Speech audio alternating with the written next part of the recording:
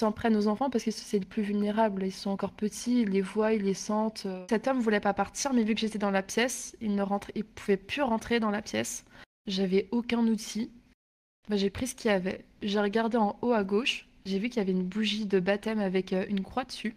Je suis pas croyante, hein. J'ai pris la bougie, je l'ai posée, je l'ai allumée. J'ai récité des choses dans ma tête. J'ai dit des consignes à faire à la maman.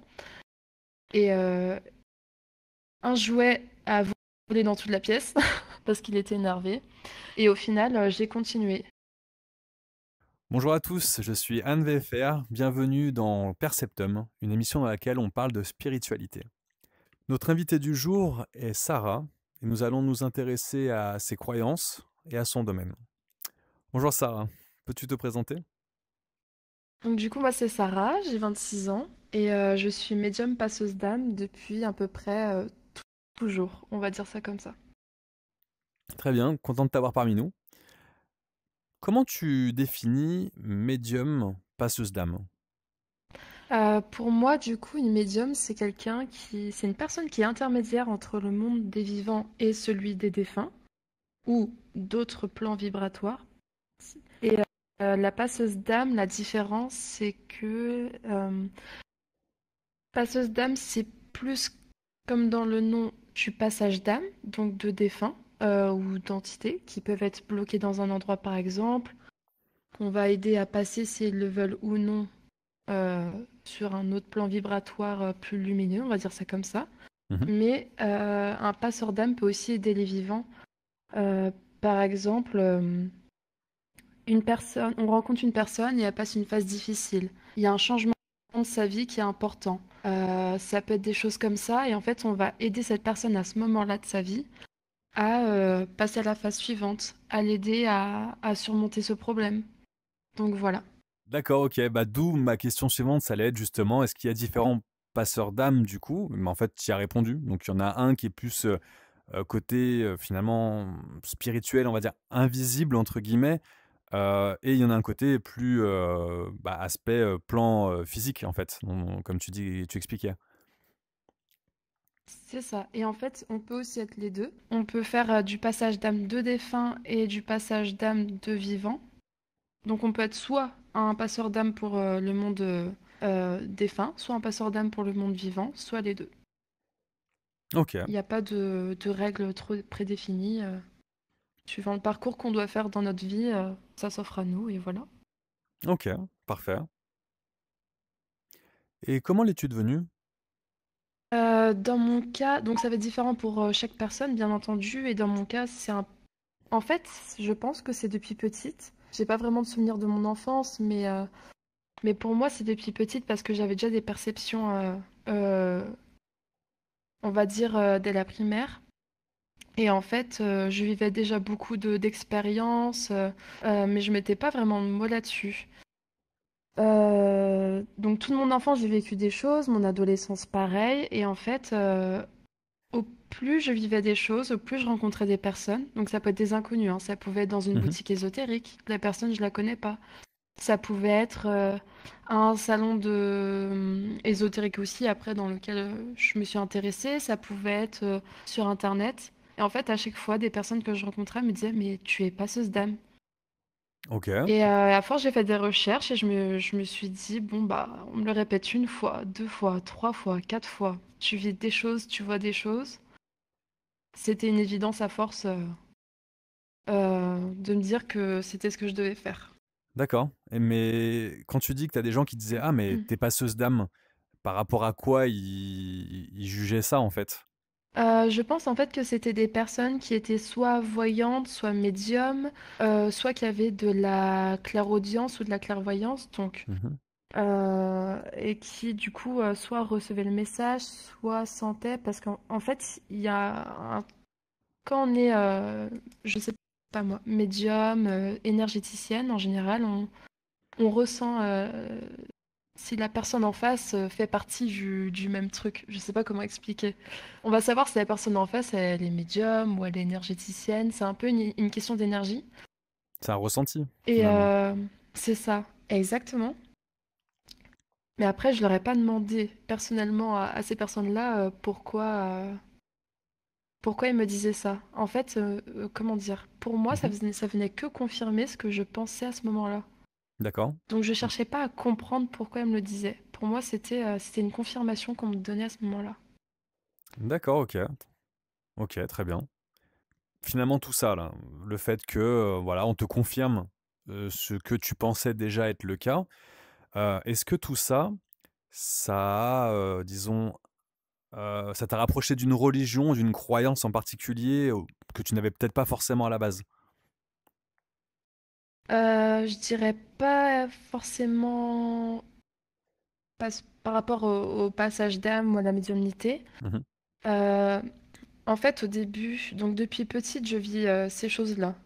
Je vois des défunts, j'ai des rêves prémonitoires, voilà, tout ce qu'on peut imaginer, des ombres, enfin des événements paranormaux chez moi. Et pourtant, depuis petite, je pensais que après la mort, c'était le néant, que Dieu n'existait pas. Enfin voilà, j'étais vraiment athée, j'étais vraiment sur le côté scientifique. Et ce côté-là de ma vie, je me disais, je suis folle, je dois aller voir un psychiatre.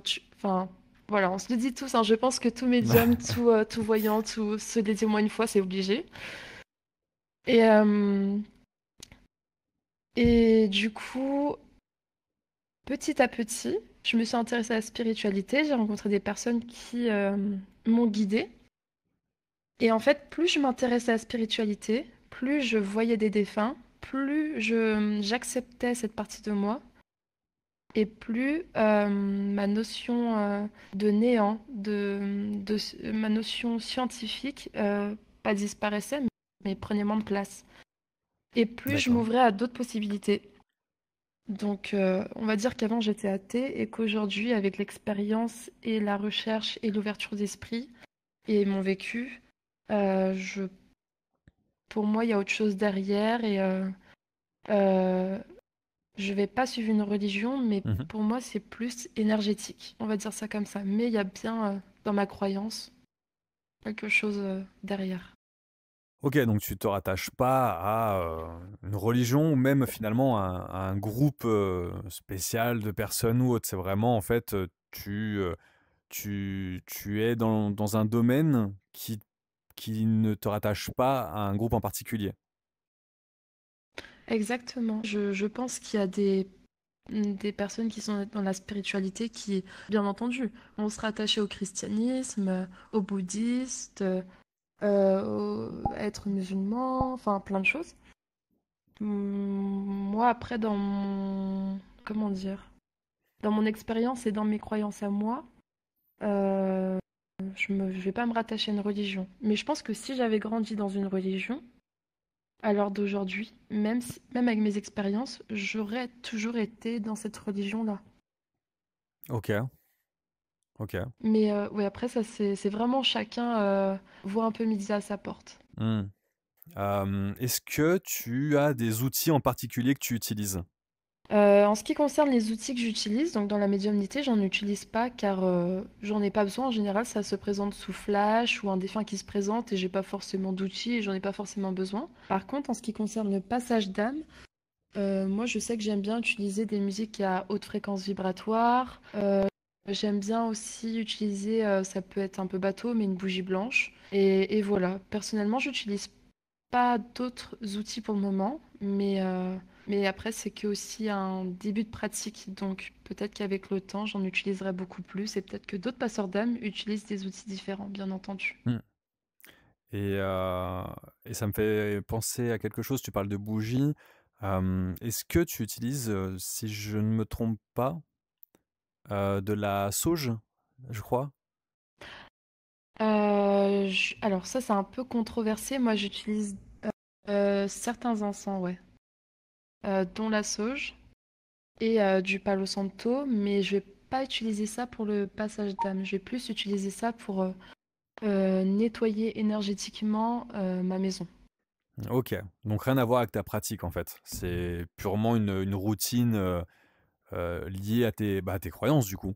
Exactement, oui, c'est ça. Bah, en fait, donc si on va revenir un peu à la radiesthésie, pendant une séance de radiesthésie, j'étais connectée à mes guides et du coup, j'ai demandé pour moi, personnellement, est-ce que tel encens ou tel, je sais pas moi, sauge et puis Palo Santo, c'était bon pour nettoyer la maison? On m'a dit oui, j'ai essayé plusieurs autres combinaisons, mais c'était celle qui était la mieux pour mon besoin, je pense, actuel. Donc voilà. OK, OK, très bien. Comment tu t'es formé? Tu t'es formé en autodidacte ou tu as quelqu'un qui te formait? Tu as regardé des vidéos? Comment tu as fait pour la cartomancie et puis pour le pendule aussi du coup?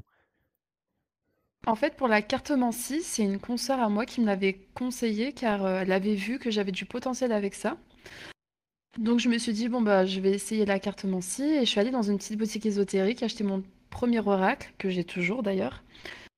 Et là, j'ai essayé comme ça. Au début, c'est elle qui m'a conseillé de tirer une carte par jour, donc ma OK. consoeur. Et ensuite, une ou deux ou trois cartes, ça disait un message. C'était pour débuter, pour avoir un peu un message du jour, une énergie du jour, des choses comme ça. Et en fait, au fur et à mesure, bah, j'ai acheté d'autres oracles. Et au fur et à mesure, j'ai regardé des vidéos YouTube. En général, il y a aussi un petit livret dans les oracles et tarots pour Mmh. aider à appréhender le jeu et à... Il y a des formes de tirage, il y a les explications de chaque carte, des combinaisons. Donc voilà, donc au début c'était une consoeur et puis après plus avec Internet. Et ouais, YouTube principalement, les vidéos ça aide énormément pour Mmh. débuter. On va revenir sur le pendule après, mais pour le tarot, ou du moins pour les cartes, en général, tu le tirais pour toi ou pour d'autres personnes? Alors en général, je le tire pour moi. J'ai essayé de le faire pour d'autres personnes, mais j'ai dû le faire une ou deux fois, pas plus, parce que j'ai pas encore la confiance pour le faire pour d'autres. Je préfère accumuler l'expérience personnelle avant de le faire pour d'autres personnes au risque de me tromper, même si, bon, au début, on a le droit à l'erreur, bien entendu, mais voilà. Comment tu t'es mis dedans? Comment tu as fait? Est-ce que tu as eu une sorte de résultats qui ont l'air d'avoir fonctionné? Euh, Pardon. Pour le pendule, en fait, je me sentais attirée par ça. Mmh. Donc, mais au début, j'avais peur. Donc, j'ai pas commencé tout de suite. Mais pendant plusieurs mois, je me suis sentie attirée. Donc pareil, même système. Je vais dans une boutique ésotérique, avec la décision d'en prendre un aujourd'hui si le pendule m'appelle. J'en ai choisi un. Et la personne de la boutique m'a dit, bon bah par contre, ça va pas forcément fonctionner dès la première utilisation et ça va pas fonctionner avec tout le monde. Enfin, il va falloir peut-être de la pratique. Je fais, bon bah pas de souci, voilà. Moi je prends pour essayer, ça m'appelle, j'essaye. Mmh. Donc bien entendu, j'ai fait comme toi. J'ai acheté un petit livre avec, c'était marqué qu'il fallait faire des tests. Déjà le oui, le non, Mmh. pour voir comment marche ton pendule, peut-être.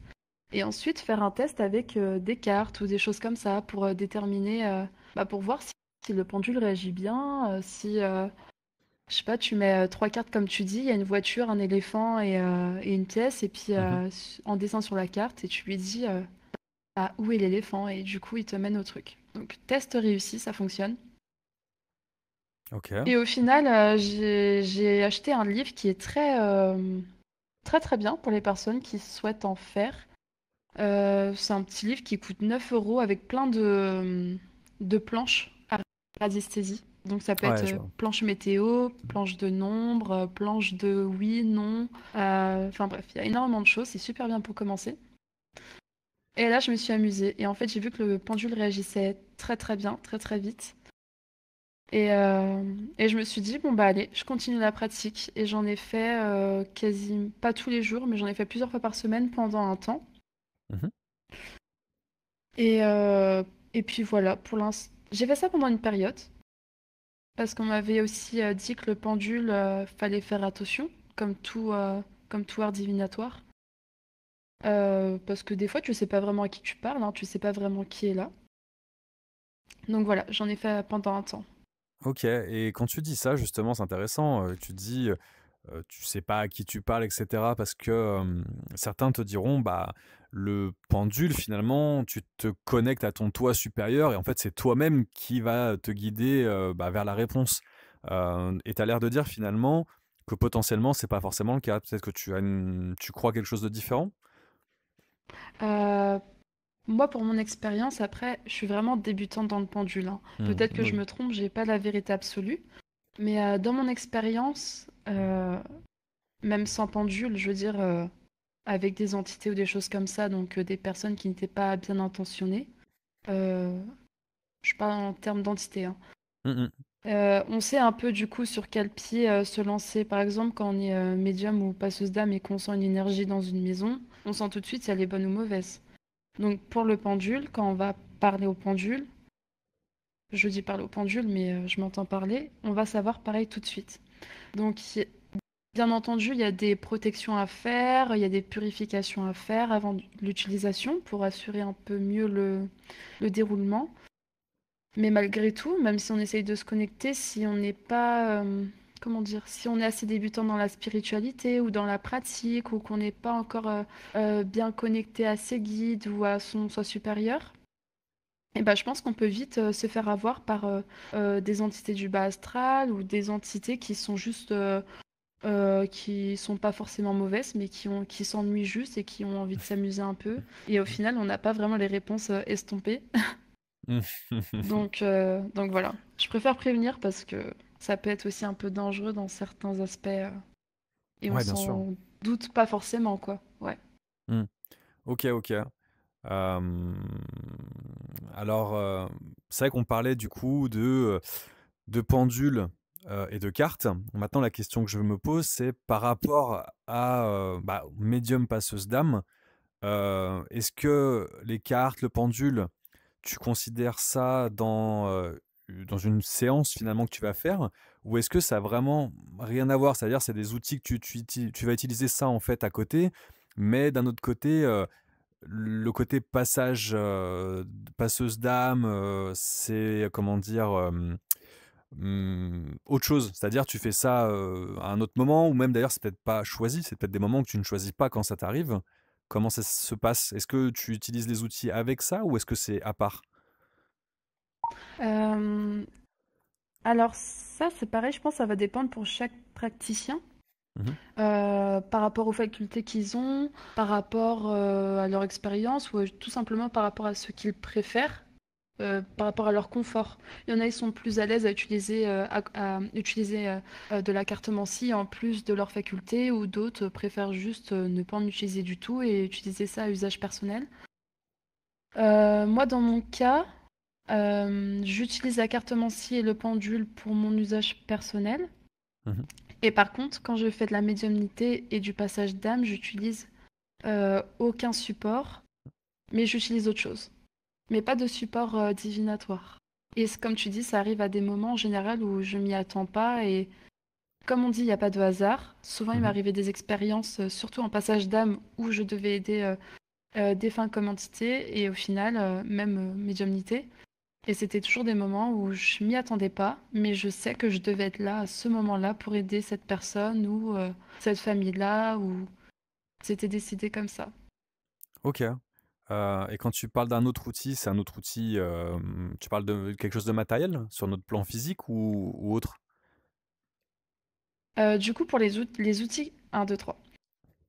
Les outils que j'utilise, en médiumnité, j'en utilise pas, parce qu'en fait, c'est des choses qui viennent à moi directement, donc ça peut être un flash, un défunt, donc en fait, j'ai pas besoin d'outils sur le Mmh. moment. Par contre, en passage d'âme, il m'arrivait de, je sais pas moi, faire une soirée chez des amis, et au final, bah, il y a quelqu'un qui était là et on devait, ça a interrompu le truc et j'ai dû y aller. Donc, des fois, on n'a pas les outils à portée de main, donc on trouve des outils. En l'occurrence, là, il y avait une bougie blanche, il y avait des objets un peu religieux, donc ça a pu aider. Ça peut être aussi, alors je pense que c'est propre à chacun. Moi, je sais que j'aime bien utiliser des musiques à haute fréquence vibratoire. Il y en a, ils vont utiliser peut-être des encens pour aider à passer. Je pense que ça dépend de chaque personne, ouais. OK. Il y a un rituel à faire avant une séance, par exemple? Pas forcément avant une séance, je dirais plus des rituels à intégrer dans la vie de tous les jours, quotidiennement, pour des personnes qui débutent en spiritualité ou tout simplement qui ont aussi des facultés et qui débutent dans leur faculté, ou même après, hein, on apprend tous les jours, mais il y a des Mmh. choses qui, je pense, sont à savoir qui, moi, m'ont aidé. Et si j'avais pas ces rituels-là aujourd'hui, je pense que ça serait très compliqué de développer ma pratique et d'être dans une haute vibration. Donc, je dirais que déjà, la première chose qui est très importante en rituel, c'est l'ancrage. Mmh. Donc l'ancrage, ça permet d'être les pieds sur terre et pas trop dans la lune, parce que quand on commence dans la spiritualité, on a tendance à être un peu trop dans la lune, à vouloir être dans ce monde-là à fond et ne plus être activement sur terre ici dans notre présent à nous. Donc l'ancrage, c'est très important à faire au moins une fois par jour. Euh, donc il y a plein de vidéos sur YouTube ou des manières même un peu méditatives de s'ancrer. Mmh. Deuxième chose qui est important aussi, je dirais, en rituel, c'est la bulle de protection.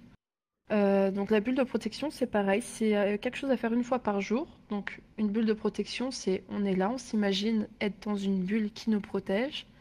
Suivant la couleur, ça peut être des protections pardon, différentes. Donc violette pour des attaques psychiques, blanche c'est un peu un tout. Donc voilà, donc il y a un temps, on l'active, on dit je l'active pour la journée, on se visualise dedans. C'est très efficace. OK.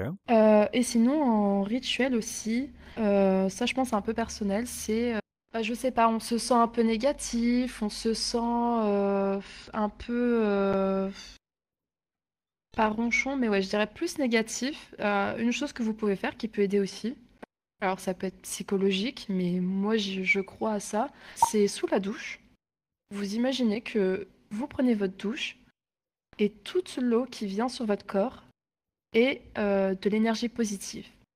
Et que toute l'eau qui vient sur votre corps enlève toute l'énergie négative qui va dans le caniveau. Vous Mmh. imaginez ça, l'énergie négative qui part petit à petit, et vous verrez qu'après vous vous sentirez déjà mieux.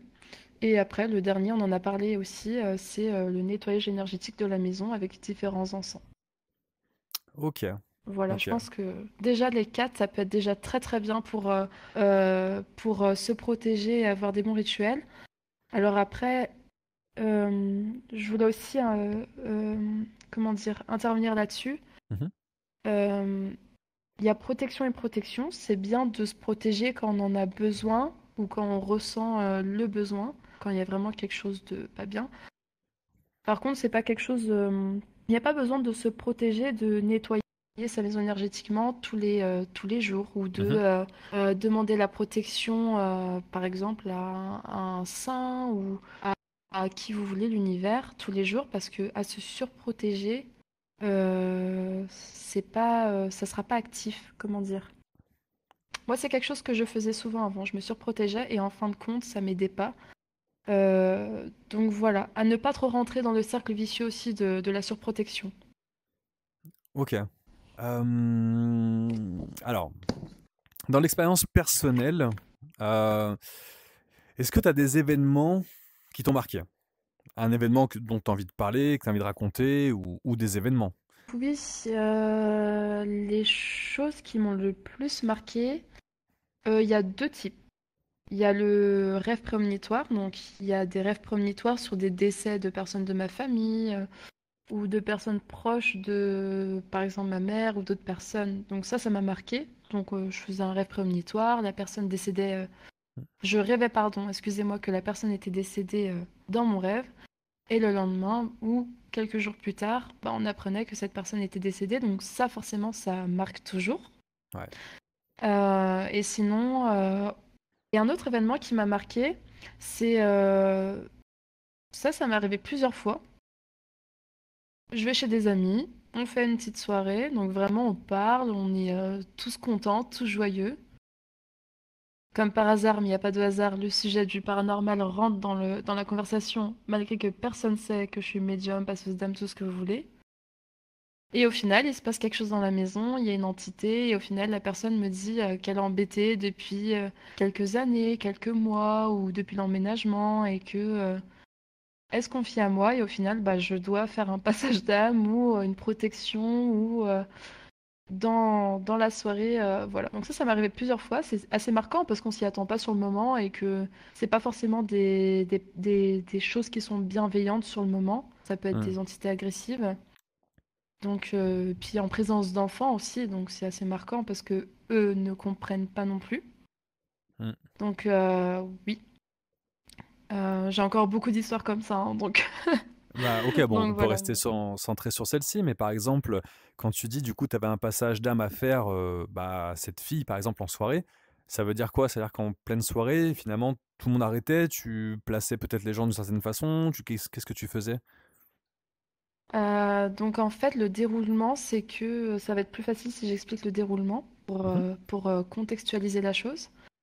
Donc on a parlé paranormal. Quand on parle du paranormal, ça attire le paranormal. Donc je pense que cette âme se cachait au début, parce que moi je l'ai pas, j'ai fait le tour de la maison, on a fait un tour des lieux en arrivant, parce que c'était une nouvelle maison, ils venaient Mmh. d'emménager dedans. OK.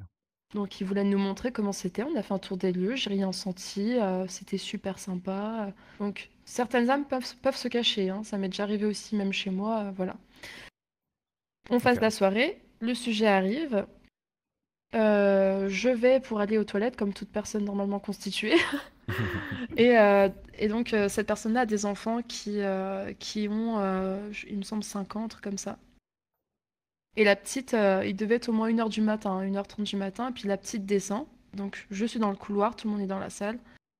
Je suis dans le couloir dans le noir, et puis je la vois, puis elle me dit, je lui dis, mais qu'est-ce qui se passe? Je savais tout de suite qu'il y avait un truc, hein, c'était sûr. Et elle me fait, bah, il y a un monsieur dans ma chambre. Je lui dis, bah, ok, je vais voir sa mère. Je lui dis de monter avec moi, et puis on va voir bah, le monsieur dans la chambre.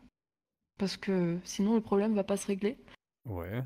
J'avoue tout à j'avoue tout à la maman, donc mon amie. Elle le savait pas et au final elle se confie à moi et me dit que ça fait plusieurs appartements déjà qu'elle vit des choses, qu'elle fait des paralysies du sommeil, qu'elle sent qu'il y a quelque chose et tout ça. Mmh. Je fais ok, pas de souci. Donc on va dans la chambre de la petite, là où elle a vu cet homme. Et donc du coup, bon bah moi je fais devant la petite, elle a 5 ans, je vais pas la traumatiser, donc je me dis bon bah on va faire comme si de rien n'était, puis on va l'amener au lit, puis voilà, c'est pas grave. Elle a vu ce monsieur, mais il va plus revenir. Mmh. Donc jamais décrédibiliser les paroles d'un enfant, hein, parce que les enfants, je vous le rappelle, voient jusqu'à 7 ans en général l'invisible. Donc jamais décrédibiliser, parce que ça peut être encore pire pour eux, Mmh. même question de confiance en soi, enfin bref. On la met au OK. lit. Et donc, je dis à la maman de faire, on va dire, des rituels, on va dire. Donc, on met des bulles de protection, comme on a parlé tout à l'heure. J'essaye de communiquer avec cette entité, cette âme. Enfin, voilà, c'était un homme qui était assez agressif. Cette personne-là, en fait, ils s'en prennent aux enfants parce que c'est les plus vulnérables. Ils sont encore petits, ils les voient, ils les sentent. Et quand on est enfant, voilà. C'est plus facile pour eux, ouais. Et donc, voilà, c'est ça. Cet homme voulait pas partir, mais vu que j'étais dans la pièce, il pouvait plus rentrer dans la pièce. Et en fait, bah, moi j'étais ici, j'avais aucun outil. Bah, j'ai pris ce qu'il y avait. J'ai regardé en haut à gauche. J'ai vu qu'il y avait une bougie de baptême avec une croix dessus. Je suis pas croyante, hein. J'ai pris la Mmh. bougie, je l'ai posée, je l'ai allumée. J'ai récité des choses dans ma tête. J'ai dit des consignes à faire à la maman. Et un jouet a volé dans toute la pièce parce qu'il était énervé. Et au What? final, j'ai continué. Ouais, ouais. Non, ils sont du poltergeist, hein. Euh, et donc, euh, oui, oui. Putain. OK. Longtemps après que j'ai pris la bougie, voilà. Donc, j'ai dit à la maman de faire certaines choses, de réciter certaines choses. J'ai récité certaines choses, je lui ai parlé. La petite est restée en haut avec le papa, on est descendu. Cette entité, je dirais, s'est montrée à moi plusieurs fois, a très bien fait comprendre qu'il pouvait essayer de m'embêter. J'ai fait Mmh. comprendre que c'était fini et que c'était terminé, voilà, et que je pouvais l'aider d'une autre manière, mais qu'il fallait qu'il arrête d'embêter cette petite et cette famille. Enfin bref, les passeurs d'âme seront. Mmh. Et depuis, je suis retournée quelques fois chez cette famille et plus rien. Donc D'accord, voilà, donc en fait la mais soirée s'est stoppée et j'ai dû faire mon travail en pleine soirée à 1 h 30 du matin. Mais c'était imprévu, OK. mais en même temps, je Ah devais bah, être là à ce moment-là. Pas de d'accord, mais hasard. et cette personne, elle avait un lien avec, la famille ou c'est comment il s'est retrouvé attaché à eux, du coup? En fait, donc pour les personnes qui ne le savent pas, donc pour moi, c'est une personne qui avait aucun lien avec, enfin l'entité n'avait aucun lien avec la famille. Mais en fait, donc mon amie, donc la maman, m'avait dit que ça faisait plusieurs appartements qu'elle vivait ça. Mmh. Moi, c'est récemment que je l'ai connue, cette personne, donc j'avais pas forcément été dans tous ces appartements avant, donc je Mmh. savais pas non plus. Et en fait, on peut ramener des entités chez nous en allant, je sais pas moi, on va au bar, ben, on peut ramener une entité. On va dans un urbex, dans un hôpital, faire des courses, on peut ramener quelque chose. OK. Donc attention, hein, faut pas avoir peur, hein, c'est pas Mmh. forcément des trucs malveillants, hein. Mais voilà, on peut le ramener un Confinement. peu partout. Si on a... Non, mais si on amène des amis chez nous, c'est bien de nettoyer après l'appartement énergétiquement parce qu'ils peuvent aussi ramener des entités. Donc voilà, donc après, je sais Mmh. pas où elle l'a eu, pourquoi elle l'a suivi, mais elle était là, bien présente, et voilà. D'accord, ouais. En tout cas, bon, apparemment pas de lien à la base, mais bon, elle s'attache à eux, comme tu l'expliquais pour, X ou Y raison, quoi. OK. Ouais, s'attacher à Heu, elle ouais, principalement. à elle, d'accord, OK. Ouais. Mais pour le coup, même si elle s'attachait à elle, il y a c'est quand même sa fille finalement qui était dérangée par ça, aussi, en partie, hein? Alors en fait, son copain n'avait rien, donc comme Mmh. moi, hein, moi j'ai un copain, il vit Terre à rien de ce terre. que je vis et c'est toujours moi, ouais, c'est ça. Bah exactement, pareil, et terre à terre aussi. Donc elle vivait elle ressentait certaines choses, donc pour moi elle a des facultés, je lui ai dit, elle ressentait certaines choses et elle vivait des paralysies du sommeil. Donc Mmh. paralysie du sommeil, ça peut être psychologique et ça peut être aussi signe d'une entité. J'en ai vécu, je sais de quoi je parle. Ça peut être une entité, mais ça peut très bien être psychologique. Et donc, elle sentait hein, clairement qu'il y avait quelque chose. Mmh mh. Et voilà. Et en fait, vu qu'elle était un peu du coup ouverte à ça et un peu plus vulnérable et moins terre à terre que son copain, je pense que déjà c'était Mmh. plus facile.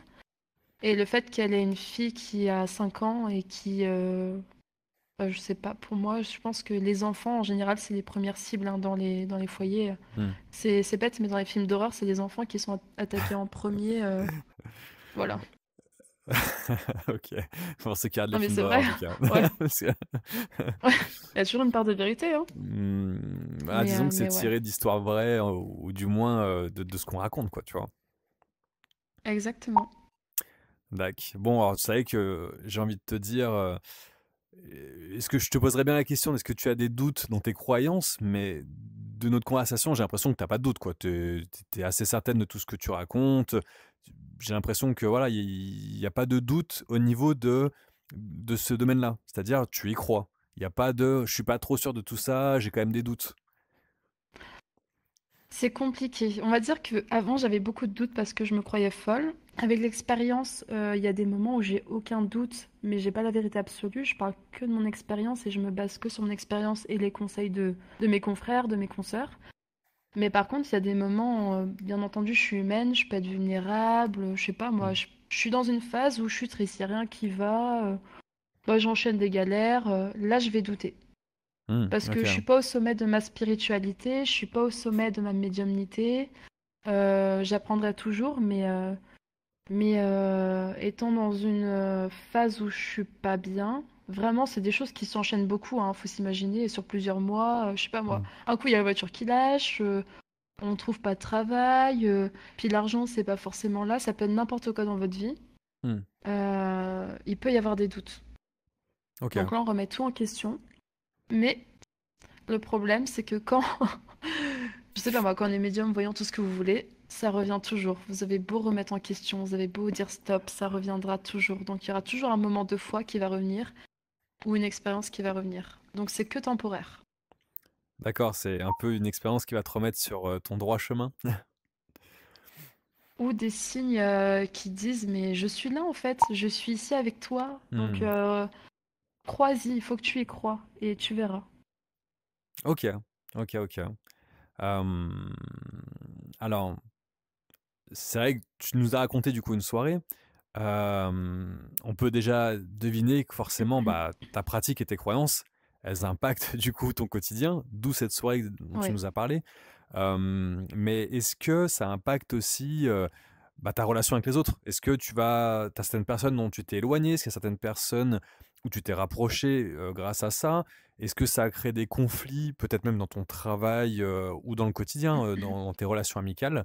Voilà, comment ça se situe tout ça? Quel est l'impact, en fait, de tes croyances et de ce que tu fais? Oui, il y a eu beaucoup d'impact. Surtout au niveau relationnel, je dirais que ce soit dans le couple, amical, familial. Euh, Bah déjà, l'impact premier, c'est se sentir différent. Mmh. Ça, c'est depuis toujours, hein. De toute façon, quand on a quelque chose comme ça, on se sent toujours à part de la société, différent, bizarre, et on se dit qu'on a un problème.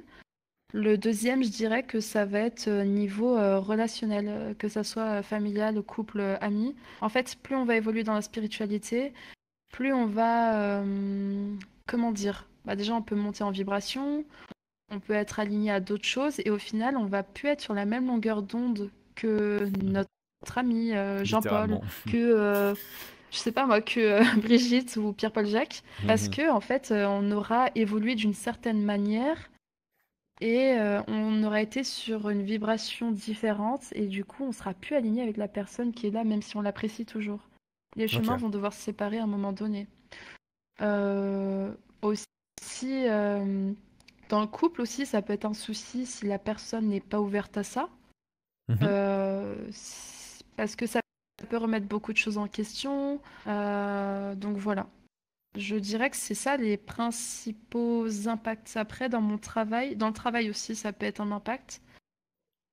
Quand on a de la clairvoyance, moi je sais que j'ai de la clairvoyance et j'ai fait des petits jobs CDD, trucs comme ça à Mmh. l'époque où je travaillais, mais j'étais perturbée parce que tous les jours je voyais, je sais pas moi, des femmes en tenue victorienne. OK. Ouais. Et ouais, c'était un job où j'étais pas fixe en fait. Je marchais, donc je devais faire des distances à droite, à gauche, tout le temps marcher. Et en fait, dès que je rentrais dans une pièce, hop, il y avait des femmes en tenue victorienne, et du coup, je me retournais et j'étais pas concentrée. Et Ah bah donc oui, ouais, tu m'étonnes. ça peut avoir aussi des impacts comme ça, ouais. Mais tu les voyais, est-ce que tu les voyais finalement «flous» entre guillemets? Tu savais bien que physiquement c'était pas là ou est-ce que tu avais littéralement l'impression que tu avais quelqu'un à côté de toi et que physiquement tu la voyais aussi bien que moi? Alors ça va dépendre de chaque praticien. Il y a des Mmh. personnes qui vont voir comme un hologramme, d'autres ils vont les voir très furtivement ou pas détaillés. Moi, je vais voir comme je vois un humain dans la vraie vie, mais je sais que c'est Ah ouais. pas Mais tu quelqu'un sais quand même que d'ici. c'est pas quelqu'un qui est là? Oui, parce que la manière dont il se montre, c'est pas un comportement d'humain, d'humain d'ici. Je veux dire, ça va être, je sais pas, ça peut être par exemple les pieds écartés avec des poings, avec un regard, il te fixe, il sait que tu le vois, donc l'âme peut être pas être en bon terme avec elle-même, et du coup, je sais pas, elle a pas accepté sa mort, des choses comme ça, et elle sait que tu la vois, donc elle va se montrer en étant comme ça. Ça peut D'accord. être bah, des tenues d'époque. Tu te dis, bah, la personne, c'est pas possible. Ou alors, tu es dans un Mmh. lieu où c'est pas possible qu'il y ait quelqu'un qui ne travaille pas là, ou je sais pas, dans une soirée avec des amis, dans la salle de bain, il y a un mec qui se montre et qui disparaît. Tu Mmh vois, c'est pas possible. mh. Mmh. Ouais, donc OK. tu le sais de toute façon. C'est une question d'énergie et de ressenti, tu le sais tout de suite. D'accord, OK. Très bien. Quel conseil tu pourrais donner à quelqu'un qui s'intéresse à ton domaine? Premier conseil et le plus important, vraiment, je l'ai négligé quand j'étais jeune, et parce que je manquais de savoir, je manquais d'expérience. J'y croyais pas forcément vu que je me croyais folle, Mmh. mais vraiment, s'il vous plaît, si vous débutez en médiumnité, en même n'importe quel domaine spirituel ou divinatoire, la protection. Mmh. Vraiment, apprenez-vous à vous protéger euh, de la manière dont ça vous convient. Et, moi, j'ai donné des exemples de protection tout à l'heure avec la bulle de protection, l'eau, les nettoyages, des encens et tout ça. Mais il y a tellement de formes de protection différentes, il faut que vous trouviez celle qui vous convient le mieux, celle avec laquelle vous vous sentez le plus adéquat, c'est le plus important. Deuxième conseil, ça serait n'ayez pas de doute. C'est bien, hein, moi je suis pas que spirituelle, hein, je suis très scientifique, j'adore la science, j'adore ça. Donc j'ai toujours mon côté aussi science, mais si vous voyez quelque chose, il y a probablement plus de chances que ça soit vrai. Donc n'ayez pas de doute, croyez en vous, croyez en ce que vous ressentez, suivez votre intuition, c'est très important. L'intuition, c'est une grosse partie de votre vie, une grosse partie de vos décisions. Il faut toujours lui faire confiance. Croyez ce que vous voyez, ce que vous ressentez. Ne vous dites pas comme moi, je me suis dit des années, mais je suis folle, je suis schizophrène. Vraiment, en fait, plus vous allez croire en vous, plus vous allez, comment dire, pas décupler vos capacités, mais en fait, plus vous allez croire en vous, plus vous allez vouloir évoluer là-dedans, plus vous allez avoir confiance, et moins vous aurez peur, et plus vous allez être enclin à, je sais pas, par exemple, si vous avez de la clairvoyance, bah développer cette clairvoyance. Et plus vous allez y croire, plus vous allez voir des choses, plus vous allez expérimenter, développer. Donc voilà, moi mes conseils, je dirais que c'est ça, j'en ai pas d'autres forcément, à part, comme j'ai dit, suivre l'intuition. Quand vous sentez que c'est le Mmh. moment, allez-y. Si vous avez un peu peur ou que pour vous c'est pas le moment de vous lancer, alors attendez. Mais voilà, l'intuition c'est vraiment la clé avec la protection, hein. OK. Donc finalement, ouais, 2 grandes étapes, quoi. L'histoire protection Ouais, et ensuite, l'intuition, qu'il faut bien suivre. ouais. OK, très bien. Est-ce que tu as, bah, des livres ou des ressources, vidéos, YouTube et cetera que tu veux partager? Oui, on va commencer par les livres. Alors, s'il y a des personnes qui ne savent pas si elles sont réellement passeurs d'âme ou pas, ou si elles le savent mais qu'elles savent pas par où commencer, ou je dirais que ça c'est plus des choses pour des débutants. Moi, ça m'a bien aidé. Alors, en premier, il y a le livre de Valérie Gesper, Et si vous étiez passeur d'âme, qui est très très bien. Et le deuxième, c'est Christelle Dubois, La passeuse d'âme, itinéraire d'une médium. Donc ça lie un peu les deux, hein. Médium, passeuse d'âme. En tout cas, ces deux ouvrages sont très bien. Ils expliquent quel type de passeur on peut être, notre mission de vie, vivre l'incarnation et un peu les expériences qu'elles ont eues. Si vous voulez quelque chose de plus compliqué ou de plus complet, il y a Raymond Lafeuille qui a fait Passeur d'âme, le voyage de l'âme en 7 étapes, qui est un peu complexe, mais si vous aimez la complexité, c'est parfait. Et pour la médiumnité, non mais il est vraiment très complexe, hein. Moi j'avais commencé ce livre-là et au final j'ai abandonné, j'ai fait les deux autres et je pense que quand j'avancerai dans ma mission de passeuse d'âme, Mmh. je le continuerai. OK. Pour la médiumnité, il y a des petits livres que vous pouvez retrouver. Je développe ma médiumnité, activer ses talents de médium qui sont très bien. En fait, ça va vous expliquer un peu tous les aspects d'un médium. Si vous voulez approfondir un peu plus, il y a. Alors, moi j'adore cette médium, hein, désolée, je fais pas la pub, c'est Anne Suffigo, Il suffit parfois d'un signe. Mmh. Alors, on pourrait croire que ça parle que de signes, mais je suis rendue presque à la fin du livre. Ça parle d'énormément de sujets en médiumnité, donc comment elle a été médium, les signes qu'on peut nous envoyer, donc de l'au-delà, ça peut être des défunts, des guides, ça peut être... Enfin, il y a énormément de sujets abordés, les rêves prémonitoires, les synchronicités, des choses comme ça, qui est très intéressant. Et bien entendu, dans mon domaine, ça aide beaucoup. Et le Mmh. deuxième, c'est Suis ton âme, elle connaît le chemin, de Virginie Bobet et Violette Germont. Et ça, c'est très bien si on veut...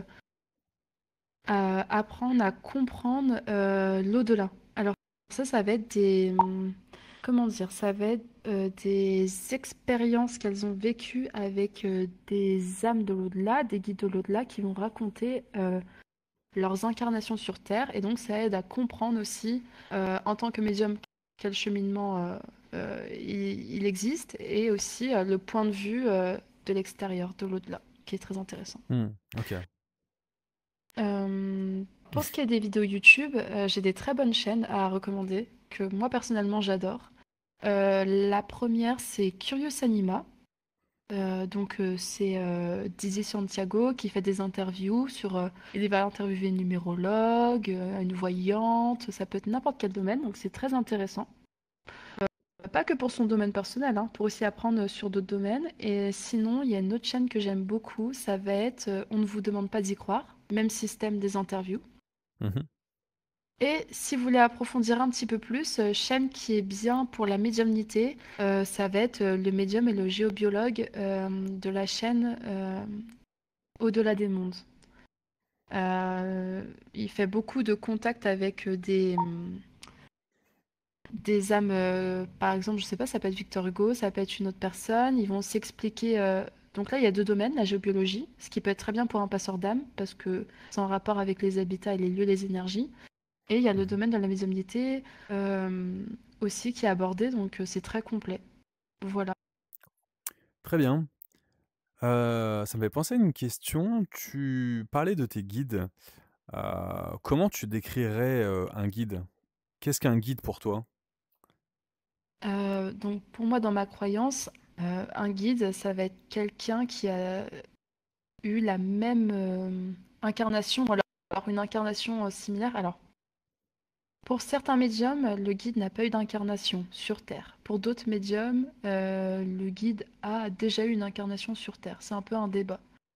Euh, Moi, je n'ai jamais pu contacter mon guide, comment dire, comme je pourrais contacter une personne dans la vraie vie, parce que j'ai pas encore cette faculté-là. Mmh. Donc, je pourrais pas vous dire quelle version est la bonne. Moi, je crois à la version qui est que le guide a été une âme qui a été incarnée, qui a eu un parcours similaire et qui, du coup, est là pour vous aider à vivre votre parcours actuel, qui est là pour vous envoyer des signes, vous conseiller. C'est pour ça qu'on appelle ça un guide, c'est pour nous guider. Tu rattaches pas à une histoire, tu vois, tu parlais finalement de saints tout à l'heure pour la protection. Donc ça veut dire que tu as quand même une croyance Et, envers ces saints ou comment tu situes ça? alors, en fait, c'est compliqué, hein. Je suis désolée, je suis pas très claire dans mes propos. Je suis là pour ça. Alors, ouais. Alors, je suis athée, donc pour moi, je ne crois pas forcément en un dieu, en une religion particulière. Comme j'ai dit, je crois vraiment en une énergie. Alors, je dis pas que Moïse, Bouddha, Jésus, Marie n'ont jamais existé. Au contraire, je crois pour moi qu'ils ont existé, qu'ils sont toujours là. Mais c'est juste la religion en elle-même, je n'y crois pas pour, voilà, pour X raisons. Dieu non plus, un Dieu tout-puissant, je n'y crois pas, ce serait plus une énergie. Par contre, en ce qui concerne les saints, je suis, on va dire, obligée d'y croire. Alors, c'était pas quelque chose qui était dans ma vie avant, en étant athée, ça ne pouvait pas concorder. Mais en fait, au début de ma médiumnité, j'ai subi beaucoup d'attaques psychiques, que Mmh. ça soit chez moi, en étant consciente, ou dans mes rêves, on va dire ça comme ça, ou plutôt des cauchemars. Et en fait, à l'époque, j'avais demandé, du coup, je priais à un saint. J'avais vraiment foi en ce saint, malgré que j'y croyais pas. J'étais obligée d'y croire à ce moment-là, parce que j'étais tellement désespérée qu'il fallait que je fasse quelque chose. Et au final, ce saint-là est venu dans mon rêve pour m'aider à combattre justement euh, une attaque. Et du coup, à partir de ce jour-là, j'y crois. Mais par contre, je relie pas saint et religion, ou saint et Dieu. En fait, moi, je différencie un peu tout, mais c'est peut-être juste mon fonctionnement Mmh. personnel. OK, OK, très bien. Est-ce que tu as un message en particulier à faire passer ou un conseil en plus que tu vas raconter, ou une anecdote? Le seul conseil que je peux vous donner, comme je vous l'ai dit tout à l'heure, c'est croyez en vous. C'est le plus important. On a toujours les réponses à l'intérieur de soi. Même quand vous vous dites je suis dans une période compliquée ou alors ce que je vois, bah j'y crois pas. Croyez en vous. Parce que plus vous allez douter et plus en fait ça va pas fonctionner. Plus vous allez croire en vous, plus vous aurez la foi, plus vous allez être aligné, plus ça va fonctionner, plus vous allez développer. Donc vraiment c'est le meilleur conseil que je peux vous donner parce que moi ça m'a porté préjudice à l'époque et maintenant j'essaye de plus croire en moi et je vois la différence. Ça peut paraître bête mais il y a vraiment une grosse différence. Donc voilà. OK, très beau message. En tout cas, merci beaucoup pour ton partage, Sarah. C'était super d'avoir pu t'entendre. Je te souhaite une bonne continuation, dans ton domaine, hein, déjà pour commencer, puis dans ta vie de tous les jours évidemment. Et puis au plaisir de te revoir. Anne, je te remercie de m'avoir invitée sur le plateau. Vraiment, ça faisait longtemps que j'avais envie de faire une interview et et expliquer la médiumnité, le passage d'âme et tous ces aspects-là de la spiritualité. C'était important pour moi de transmettre mon expérience et ça peut toujours aider plusieurs personnes. Donc merci beaucoup de m'avoir invité, de m'avoir laissé la parole. Ah, écoute, ça me fait plaisir. Merci à tous d'avoir écouté aussi l'émission. Merci à vous tous d'avoir regardé cette vidéo. Pensez à la liker si elle vous a plu et de me suivre sur les réseaux sociaux. Je partage mon contenu sur YouTube, TikTok, Instagram. Les liens sont dans la description. Je vous dis à bientôt pour une prochaine vidéo.